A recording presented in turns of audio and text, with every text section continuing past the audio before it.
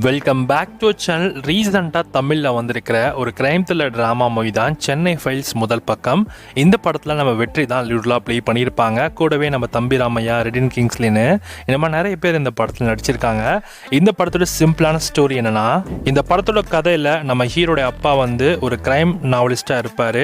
So அதோடைய பாராட்டுகள்லாம் வாங்குறதுக்காக, interview கொடுக்கறதுக்காக நம்ம ஹீரோ சென்னைக்கு கிளம்பி வர, அப்போ அங்கன்னு பார்த்தீங்கன்னா தொடர்ச்சியாக நிறைய கொலைகள் நடந்துகிட்ருக்கு. ஸோ போலீஸ்க்கு நம்ம ஹீரோ ஹெல்ப் பண்ணுறாப்புல. ஸோ என்ன கதை எதை நோக்கி போகுது அப்படின்றத நம்மளை வந்து ஒரு ஃப்ரஸ்ட்ரேட்டடான ஒரு சுச்சுவேஷன்லேயே வச்சு தான் இந்த படத்தோட ஸ்க்ரீன் ப்ளே ட்ராவல் பண்ணி கொண்டு போவாங்க. கடைசியில் என்ன ஆச்சு, நம்ம ஹீரோ போலீஸ்க்கு என்ன மாதிரி விஷயங்கள்லாம் பண்ணார் அப்படின்றது தான் கதையே. இந்த படம் வந்து ஒரு மொக்கையான ஒரு படம். ஆக்சுவலி கிரைம் த்ரில்லர் மூவிஸ்லாம் நீங்கள் நிறைய பார்த்துருப்பீங்க. ஸோ அந்த மாதிரி படம் வந்து இந்த படம் கிடையவே கிடையாது.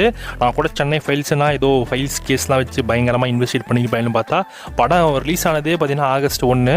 ஸோ படம் அந்தளவுக்கு பெருசாகவும் ஓடலை, யாருமே பெருசாலும் பாராட்டப்படலை. ஸோ இதுவுமே தெரில, இந்த படம் ரிலீஸ் ஆனது யாருக்குமே தெரியாதுன்னு நினைக்கிறேன்.